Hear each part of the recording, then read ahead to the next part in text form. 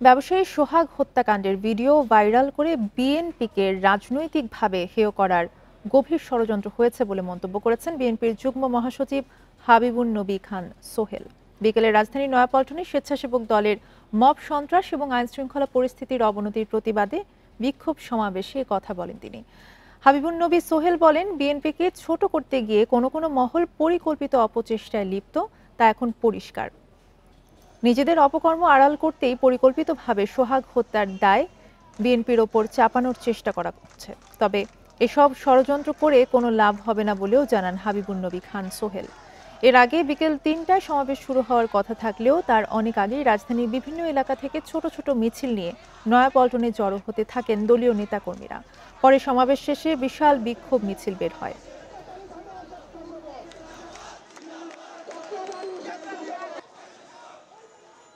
এটি নিছক একটি দুর্ঘটনা নয়, এদিকে বিএনপির বিরুদ্ধে একটি সাজানো গোছানো চক্রান্ত ছাড়ার কিছুই নয়। আইনশৃঙ্খলা পরিস্থিতির অবনতির প্রতিবাদ এবং মব সন্ত্রাসের বিরুদ্ধে সারা দেশে বিক্ষোভ মিছিল ও সমাবেশ করেছে স্বেচ্ছাসেবক দল। দুপুরে বরিশালের সদর রোডে বিএনপি কার্যালয়ের সামনে থেকে বিক্ষোভ মিছিল বের করে দলটির নেতাকর্মীরা। মিছিলটি শহরের প্রধান সড়ক প্রদক্ষিণ করে দলীয় কার্যালয়ের সামনে গিয়ে সমাবেশ করে। সেখানে নেতারা অভিযোগ করেন, একটি কুচক্রী মহল বিএনপির নামে মিথ্যা অপপ্রচার চালিয়ে ভাবমূর্তি নষ্ট করার পায়তারা করছে। চাঁদাবাজি এবং সন্ত্রাসী কর্মকাণ্ডের সাথে যারাই জড়িত থাকবে তাদের বিরুদ্ধে ব্যবস্থা নেওয়ার দাবি জানান তারা। লক্ষ্মীপুরের উত্তর তেমুহনী থেকে বিক্ষোভ মিছিল বের করে স্বেচ্ছাসেবক দলের নেতাকর্মীরা। এছাড়া নাটোর, মানিকগঞ্জ, হবিগঞ্জ সহ বিভিন্ন জেলায় বিক্ষোভ মিছিল ও সমাবেশ করা হয়েছে। কারো সাথেই ঝগড়া বিবাদ বিদ্বেষ করতে চাই না। আমাদের গায়ের উপরে পড়ে কেউ যদি কটূক্তিমূলক কথা বলে, সেটার প্রতিবাদেই আজকের এই বিক্ষোভ মিছিল। জনগণের চাওয়া বুঝে আগামী রমজানের আগেই জাতীয় নির্বাচনের ব্যবস্থা করতে হবে বলে জানিয়েছেন বিএনপি সিনিয়র যুগ্ম মহাসচিব। দুপুরে কুড়িগ্রামে 10 শহীদ পরিবারকে সহায়তা প্রদান অনুষ্ঠানে তিনি এসব কথা বলেন। তিনি আরও বলেন, দেশে অনেক সংকট থাকার পরেও ডক্টর ইউনূসকে আমরা সমর্থন জানিয়েছি, কারণ এই সরকার শেখ হাসিনার মতো বিদেশে অর্থ পাচার করবে না এই বিশ্বাস থেকে। কিন্তু তরুণ উপদেষ্টাদের সঙ্গে একটি নতুন রাজনৈতিক দলের যে সম্পর্ক দেখা যাচ্ছে, তাতে অন্তর্বর্তী সরকারের ব্যাপারে মানুষের মনে প্রশ্ন জেগেছে। রিজভী আরও বলেন, জুলাই আন্দোলনকে সংগঠিত করেন তারেক রহমান, তার আওয়াজ মানুষ শুনেছে, ঐক্যবদ্ধ হয়েছে। তারই ধারাবাহিকতায় জুলাই আগস্টের গণ অভ্যুত্থানে শেখ হাসিনা পালিয়ে যেতে বাধ্য হয়েছে। ডক্টর ইউনূস এবং তারেক রহমান সাহেব বৈঠক করলেন। সেই বৈঠকের পরে একটি যুক্ত বিবৃতি আসলো। এরপরে প্রত্যেকের মধ্যে আশাবাদ আসলো যে রোজার আগেই নির্বাচন হবে। এরপরে আমরা দেখলাম নানা ধরনের কথাবার্তা, যে কথা আগে ছিল না, নির্বাচন পিছাতে হবে। কেন? আমরা তো গণতন্ত্রের লড়াই করছি। গণতন্ত্রের অন্যতম বড় উপাদান হচ্ছে অবাধ সুষ্ঠু নির্বাচন, যেটা ধ্বংস করেছিল শেখ হাসিনা। যে কোনো মূল্যে চাঁদাবাজি ও সন্ত্রাস বন্ধের দাবি জানিয়েছেন এনসিপির নেতারা। জুলাই পদযাত্রার 15তম দিনে ভোলায় আয়োজিত পথসভায় এই দাবি জানান তারা। দুপুরে বরিশাল থেকে ভোলা পৌঁছান এনসিপির নেতারা। পরে জেলা প্রেস ক্লাব চত্বরে আয়োজিত সংক্ষিপ্ত পথসভায় তারা বলেন, জুলাই অভ্যুত্থানের আকাঙ্ক্ষা এখনো বাস্তবায়ন হয়নি। জুলাই যোদ্ধারাও পাননি যথাযোগ্য মর্যাদা। গণ অভ্যুত্থানের স্বপ্ন বাস্তবায়নের জন্য প্রয়োজনে নিজেদের সরকার আর তার জন্য লড়াই সবাইকে প্রস্তুত থাকার আহ্বান জানান বক্তারা। এ সময় তারা রাজধানীর মিটফোর্ড হাসপাতালের সামনে ব্যবসায়ী সোহাগ হত্যার দ্রুত বিচার দাবি করেন। পরে বরিশালের উদ্দেশ্যে যাত্রা করেন এনসিপির নেতাকর্মীরা।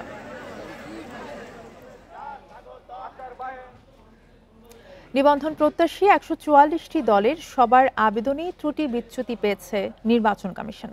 ধাপে ধাপে সব দলকেই চিঠি দেবে ইসি। মঙ্গলবার চিঠি দেওয়া হয়েছে 62টি দলকে। এসব দলকে ত্রুটি সংশোধনের জন্য 15 দিন সময় দেওয়া হবে। এই তথ্য জানান ইসির অতিরিক্ত সচিব কেএম আলী নেওয়াজ। এর আগে আবেদন পর্যালোচনা করে অগ্রগতি বুঝতে সোমবার বৈঠক করে এই সংক্রান্ত কমিটি। ইসির আবেদনের সাথে জমা দেওয়া কাগজপত্রের মধ্যে কোনো ধরনের অসঙ্গতি, নাম, পদবীর বানান সহ ছোটখাটো তথ্যের ঘাটতি থাকলে তা মিটিয়ে ফেলতে সময় দেওয়ার প্রস্তাব ওঠে বৈঠকে।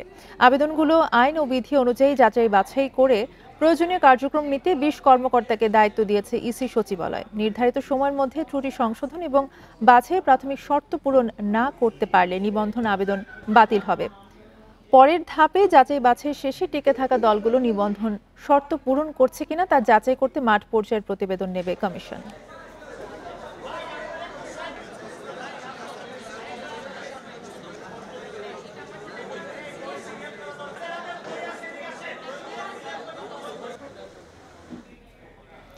যুক্তরাষ্ট্রসহ নতুন আরও 5টি দেশে ভোটার নিবন্ধন কার্যক্রম শুরু করার অনুমতি পেয়েছে নির্বাচন কমিশন। নতুন 5টি দেশ হল ওমান, দক্ষিণ আফ্রিকা, জর্ডান, আমেরিকা ও মালদ্বীপ। দুপুরে রাজধানীর আগারগাঁওয়ে নির্বাচন কমিশন সচিবালয়ে এনআইডি বিভাগের মহাপরিচালক ASM হুমায়ুন কবির এসব কথা বলেন। তিনি আরও বলেন, বর্তমানে 9টি দেশে ভোটার কার্যক্রম চলছে, কিন্তু জাপানের পাবলিক আইপি পেতে একটু সময় লাগবে, এ মাসের মধ্যেই হবে বলে জানান তিনি। এছাড়াও এই 9টি দেশ থেকে 48,080 জন ব্যক্তি ভোটার হওয়ার জন্য আবেদন করেছেন। এর মধ্যে ভোটার হয়েছেন 17,367 জন। 29,646 জনের বায়োমেট্রিক নেওয়া হয়, আর 17,367 জনকে ভোটার করে নেওয়া হয়।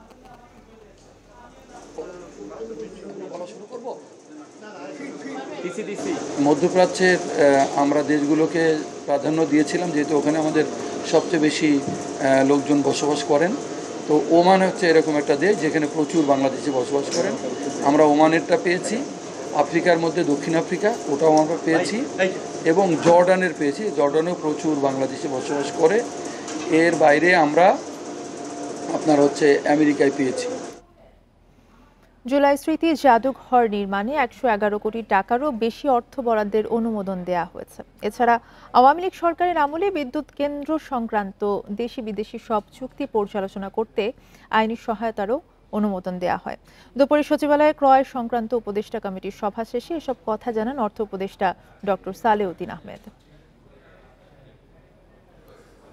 2024 সালের জুলাই অভ্যুত্থানের স্মৃতিচিহ্ন, শহীদদের স্মারক ও আওয়ামী লীগ সরকারের নিপীড়নের ঘটনা তুলে ধরতে গণভবনকে জুলাই গণ অভ্যুত্থান স্মৃতি জাদুঘর করার সিদ্ধান্ত গত বছরের ডিসেম্বরে উপদেষ্টা পরিষদের সভায় অনুমোদন হয়। আগামী 5 আগস্ট জুলাই গণ অভ্যুত্থান স্মৃতি জাদুঘরের উদ্বোধন করা হবে। কার্যক্রম সমাপ্ত করতে যে ধরনের নির্মাণ বা সংস্কার কাজ করতে হবে, সেই কাজ হবে সরাসরি ক্রয় পদ্ধতিতে।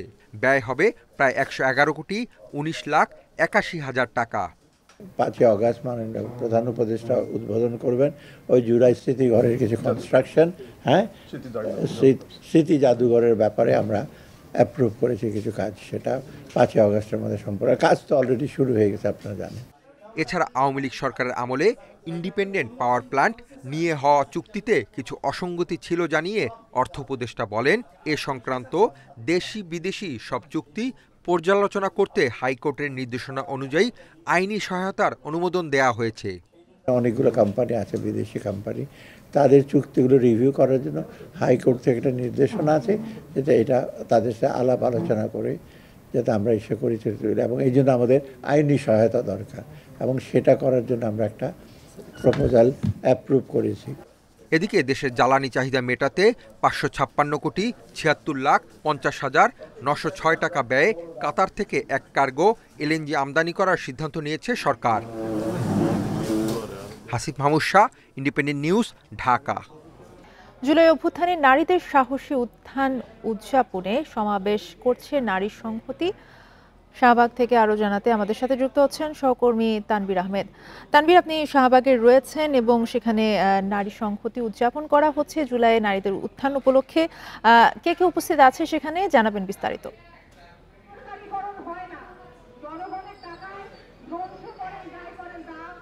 দেখুন, পুরো 2024 সালের পুরো জুলাই জুড়েই কিন্তু কোটা সংস্কারের বিরুদ্ধে যে আন্দোলন চলমান ছিল, সেই কোটা সংস্কার আন্দোলন একটা পর্যায়ে আসলে রূপ নেয় স্বৈরাচার বিরোধী আন্দোলনে, এবং স্বৈরাচারের পতন ঘটায় কিন্তু এই কোটা সংস্কার আন্দোলন। এবং এই আন্দোলনের গত 24 জুলাইয়ের 14 তারিখে আসলে নারী আন্দোলনকারীরা আসলে নতুনভাবে যুক্ত হয়, এবং এই যুক্ত হওয়ার মাধ্যমে কিন্তু আসলে যে কোটা বিরোধী যে আন্দোলন, সেই আন্দোলন কিন্তু একটি নতুন রূপ নেয়। এবং আজকে রাজধানীর শাহবাগ মোড়ে কিন্তু এই 14 জুলাই যে নারীদের যে সাহসী এক উত্থান, সেই উত্থানকে সম্মান জানাতে এবং সেই উত্থানের কথা মনে করেই কিন্তু নারী সংহতি নামক যে সংগঠন, তারা কিন্তু এখানে উপস্থিত হয়েছে। এবং এদের যেটি দাবি সেটি হচ্ছে যে নতুন যে স্বাধীনতা, সেই স্বাধীনতার 1 বছর পেরোলেও এখন পর্যন্ত কিন্তু নারীরা তাদের যে প্রাপ্য অধিকার, সেই অধিকার তারা পাচ্ছে না। পাশাপাশি গত বছরের এপ্রিলে রুমা ও থানচিতে ব্যাংক ডাকাতি, অস্ত্রলুট এবং মারধরের মামলায় অর্ধশতাধিক বম নারী পুরুষকে কিন্তু গ্রেপ্তার করা হয় এবং তাদের মধ্যে তাদের যেটি দাবি, নারী সংহতির যেটি দাবি, তাদের মধ্যে অনেকেই নিরপরাধ রয়েছে এবং এই নিরপরাধ যে বম, সেই বম নারীদেরকে যেন দ্রুত ছেড়ে দেওয়া হয় এবং এই বিষয়ে তারা আসলে বক্তব্য রেখেছে। আপনারা দেখতে পাচ্ছেন যে নারী সংহতির যারা সদস্য তারা একে একে বক্তব্য দিচ্ছেন এবং কিছুক্ষণ আগে শিল্পী সায়ান এখানে ছিলেন এবং তিনি কিন্তু আসলে নারীদের উত্থানকে সম্মান জানিয়ে এবং এই বিষয়টি স্মরণ করে কিছুক্ষণ আগে তিনি কিন্তু গান গেয়েছেন এবং তাদের যেটি দাবি আসলে শুধুমাত্র যে নারীদের অধিকার আদায় সেটিই নয়, পাশাপাশি জুলাইয়ের শহীদদের পুনর্বাসন এবং জুলাই হত্যাকারীদের সুষ্ঠু বিচার, সেই দাবিও কিন্তু তারা এখানে রাখছেন। তানভীর আহমেদ জানাচ্ছিলেন শাহবাগ থেকে। বদলি আদেশের কাগজ প্রকাশ্যে ছিঁড়ে ফেলার ঘটনায় এনবিআর সংস্কার ঐক্য পরিষদের সভাপতি সহ 13 কর্মকর্তাকে বরখাস্ত করেছে অর্থ মন্ত্রণালয়। মঙ্গলবার রাষ্ট্রপতির আদেশের পরিপ্রেক্ষিতে এনবিআর চেয়ারম্যান আব্দুর রহমান খানের সই করা বিজ্ঞপ্তিতে তাদের বরখাস্তের কথা জানানো হয়। এতে বলা হয়, বদলির আদেশ প্রকাশ্যে ছিঁড়ে ফেলার মাধ্যমে ঔদ্ধত্যপূর্ণ আচরণ করায় ওই 13 জন কর্মকর্তাকে সাময়িক বরখাস্ত করা হলো। বরখাস্ত হওয়া কর্মকর্তাদের মধ্যে রয়েছেন এনবিআর সংস্কার ঐক্য পরিষদের সভাপতি ও অতিরিক্ত কর কমিশনার তারেক রিকাবদার, যুগ্ম কর কমিশনার মাসুমা খাতুন, মুরাদ আহমেদ, মোর্শেদ উদ্দিন খান, মোনালিসা শাহরিন সুস্মিতা, আশরাফুল আলম প্রধান, উপকর কমিশনার শিহাবুল ইসলাম, নুসরাত জাহান শমী এবং ইমাম তৌহিদ হাসান শাকিল। এর আগে এনবিআরের আন্দোলনকে কেন্দ্র করে কয়েকজনকে বদলির আদেশ দেওয়া হয়, কিন্তু সেটি না মেনে বদলি আদেশের কাগজ ছিঁড়ে ফেলেন আন্দোলনকারী কর্মকর্তারা।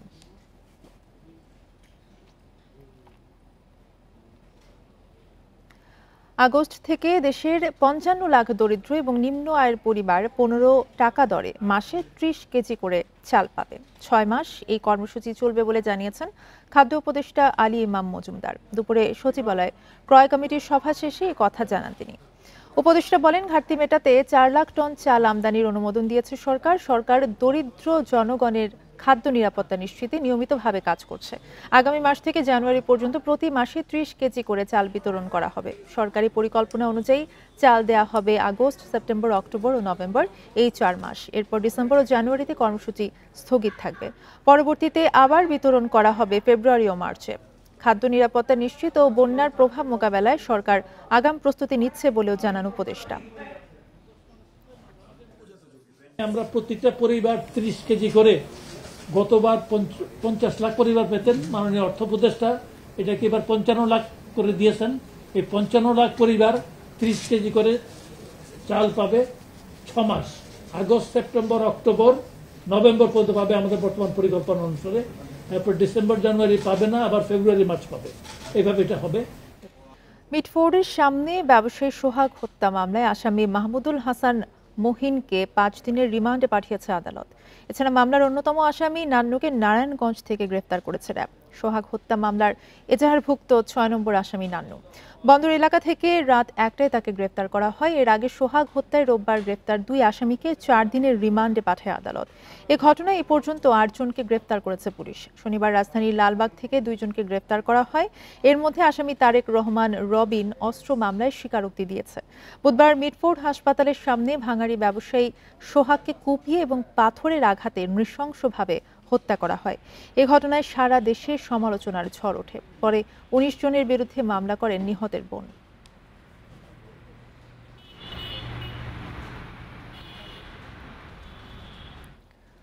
ময়মনসিংহের ভালুকায় মা ও 2 সন্তানকে হত্যা মামলার প্রধান আসামি নজরুল ইসলামকে গ্রেফতার করেছে পুলিশ।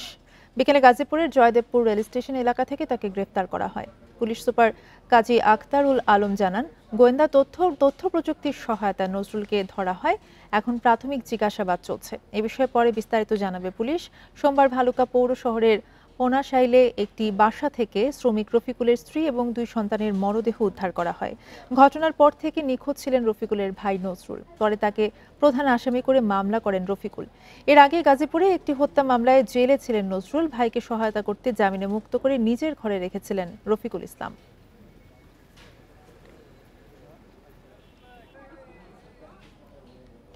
ক্ষমতাচ্যুত আওয়ামী লীগের প্রভাবশালী সংসদ সদস্য শামীম ওসমানের 440 কোটি টাকার সন্দেহজনক লেনদেনের প্রমাণ পেয়েছে দুদক। এই ঘটনায় স্ত্রী সহ তার বিরুদ্ধে আলাদা দুটি মামলা করেছে সংস্থাটি।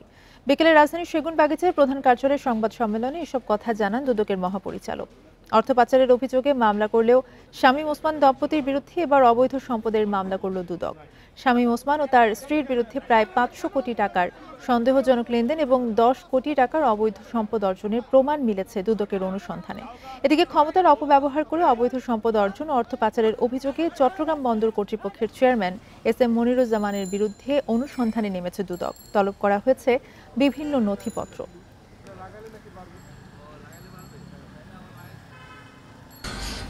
অভিযোগ সংশ্লিষ্ট জনাব শামীম ওসমান, সাবেক সংসদ সদস্য, নারায়ণগঞ্জ 4 সংসদ সদস্য হিসাবে দায়িত্ব পালনকালে ক্ষমতার অপব্যবহার পূর্বক 6,67,00,000 টাকারও বেশি মূল্যের জ্ঞাতওয়ায় বহির্ভূত সম্পদ অর্জন এবং 9টি ব্যাংক হিসাবের মাধ্যমে 439 কোটি টাকারও বেশি অস্বাভাবিক এবং সন্দেহজনক লেনদেন পূর্বক হস্তান্তর, রূপান্তর, স্থানান্তর করার অপরাধ অনুসন্ধানকালে প্রমাণিত হয়েছে। শুল্ক ইস্যুতে মার্কিন সরকারের সাথে আলোচনা আরও শক্তিশালী হওয়া প্রয়োজন বলে মনে করছেন ব্যবসায়ীরা।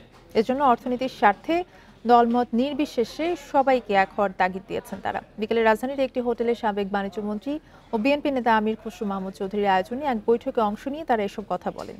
পরে সাংবাদিকদের বৈঠকের বিষয়ে বিস্তারিত জানান আমির খসরু। বলেন, শুল্ক ইস্যুতে সমন্বিত উদ্যোগ দরকার। এত বড় বাজার হারাতে চান না ব্যবসায়ীরা। বৈঠকে অংশ নেন পোশাক, চামড়া সহ নানা খাতের ব্যবসায়ীরা। আলোচনায় অংশ নেন ইন্টারন্যাশনাল চেম্বারের সভাপতি মাহবুবুর রহমান, বিকেএমইএ সভাপতি মোহাম্মদ হাতেম, বাংলাদেশ চেম্বারের সভাপতি আনোয়ারুল আলম পারভেজ, এফবিসিসিআই এর সাবেক সভাপতি এ.কে আজাদ, বিএনপি নেত্রী শামা ওবায়দ সহ আরো অনেকে।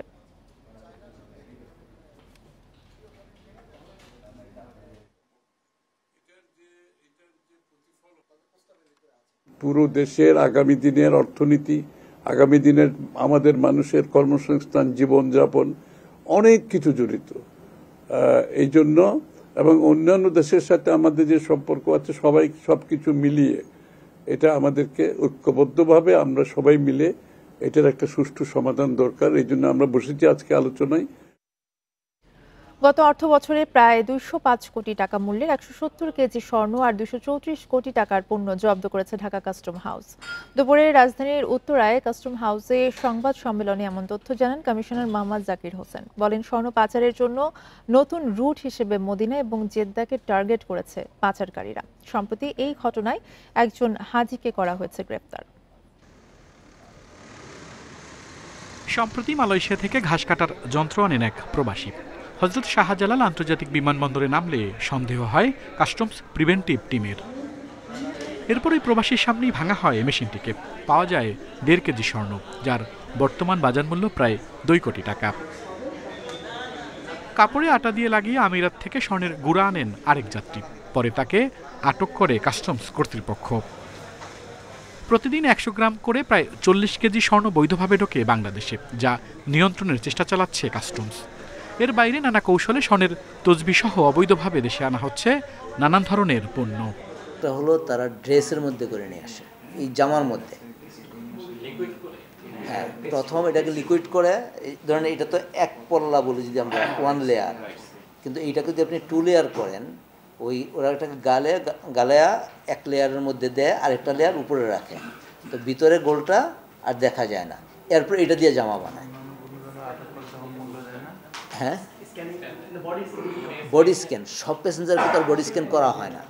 সমস্যা সংকটে পাচারকারীদের চিহ্নিত করে তাদের ছবি দুবাই ও মালয়েশিয়ার ইমিগ্রেশন কর্তৃপক্ষকে দেয় সংকট কমছে কিছুটা। 234 কোটি টাকার ট্যাক্স পণ্য আটক করেছি, যেটা হ্যাঁ 1 বছরে, গত জুলাই থেকে এই জুন পর্যন্ত আস্তে আস্তে কমে আসছে। যেমন আমরা গত নভেম্বরে আটক করেছিলাম 35 কোটি, সেটা আস্তে আস্তে কমতে কমতে গত জুনে আসছে হলো 1 কোটি। এছাড়া অল্প সময়ের মধ্যে বারবার ভ্রমণকারীদের রাখা হয়েছে নজরদারিতে। বসানো হচ্ছে এআই বেসড ক্যামেরা ও স্ক্যানার। পাচারের সঙ্গে জড়িত অভিযোগে 3 কাস্টমস কর্মকর্তাকে বরখাস্ত করা হয়েছে। আল আমিন হোসেন, ইন্ডিপেন্ডেন্ট নিউজ, ঢাকা। ফেনীতে বন্যা পরিস্থিতির উন্নতি হয়েছে। বেশিরভাগ এলাকা থেকে পানি নামলেও কিছু এলাকায় জলাবদ্ধতা রয়েছে, ভেসে উঠছে ক্ষতচিহ্ন। মাথা গোঁজার ঠাঁই হারিয়ে নিঃস্ব অনেক পরিবার। এবারের বন্যায় ক্ষতিগ্রস্ত হয়েছে 126টি গ্রামীণ সড়ক। ঋণ নিয়ে ৩ লাখ টাকা দিয়ে বাড়ি করেছিলেন ফেনীর পরশুরামের চিথুলিয়া ইউনিয়নের উত্তর ধনিকুণ্ডা গ্রামের ধোপাবাড়ির বিমল দাস। বন্যার পানির তীব্র স্রোতে তার ঘরটি মিশে গেছে মাটির সঙ্গে। মাথা গোঁজার ঠাঁই হারিয়ে পরিবার নিয়ে দুশ্চিন্তায় দিন কাটছে তার। তিলে তিলে একটু কিছু করছিলাম, এটাও বর্তমানে বন্যায় নিয়ে গেছে। এখন আসলে আমাদের পরিস্থিতি খুবই খারাপ। শুধু বসতবাড়ি নয়, বন্যার পানিতে ভেসে গেছে একই গ্রামের আলমনসুরের ব্যবসা প্রতিষ্ঠান। পুঁজি হারিয়ে নিঃস্ব এই ব্যবসায়ী। ছিল, টাকা ছিল, মরক ছিল, অনেক কিছু ছিল, একসাথে মনে ভাঙিয়ে আমাকে নিয়ে নিতে দোকান এখন একবারে শূন্য। গত বছরের বন্যার ক্ষত না শুকাতেই এবারের বন্যায় আবারও সর্বস্ব হারিয়েছেন পরশুরাম ও ফুলগাজী উপজেলার শতাধিক পরিবার। শেষ সম্বল হারিয়ে ঘুরছেন অন্যের দ্বারে দ্বারে। কোনোরকম জামটা বাঁচাইছি, পথে 2 বার পানিতে এটা গেছি, কোনোরকম গাছটা দড়ি আমরা বাঁচছিলাম। সব কিছু রাখে গেছে, 80টা দেখি এদের সব কিছু ভাঙা, সব কিছু নিয়ে গেছে।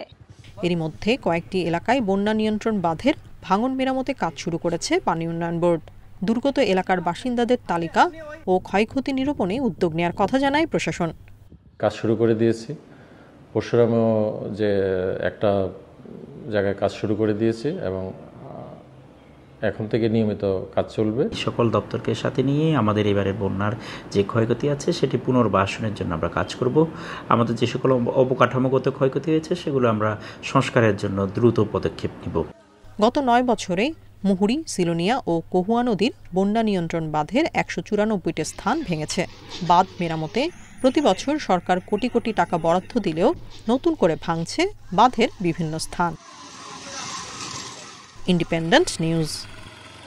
দেশের সবচেয়ে বড় প্রযুক্তি মেলা BEAR সামিট এবং ন্যাশনাল সেমিকন্ডাক্টর সিম্পোজিয়াম আয়োজিত হতে যাচ্ছে বুধবার সকালে রাজধানীর আগারগাঁওয়ে সংবাদ সম্মেলনে এই তথ্য জানান তথ্য ও যোগাযোগ প্রযুক্তি সচিব শীষ হায়দার চৌধুরী।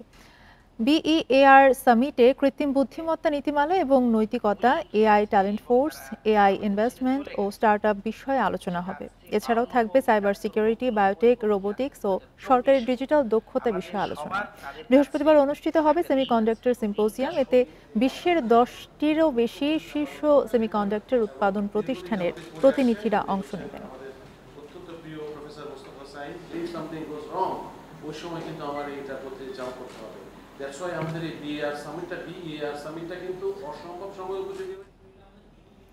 ডিএসসিসির ঢাকা মহানগর জেনারেল হাসপাতাল ও নাজিরা বাজার মাতৃসদনে চালু হচ্ছে সার্বক্ষণিক মিড ওয়াইফারি সেবা।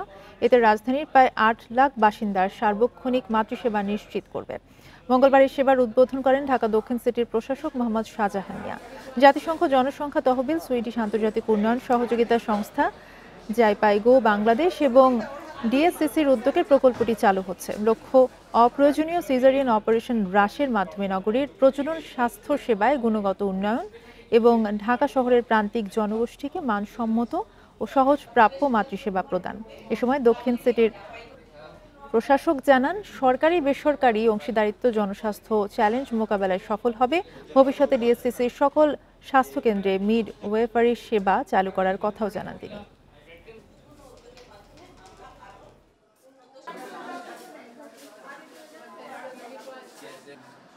প্রাইভেট হসপিটালগুলো চিকিৎসা নিতে পারে না, সেই সমস্ত মার্জিনালাইজড পিপলকে আমরা টার্গেট করতে পারছি।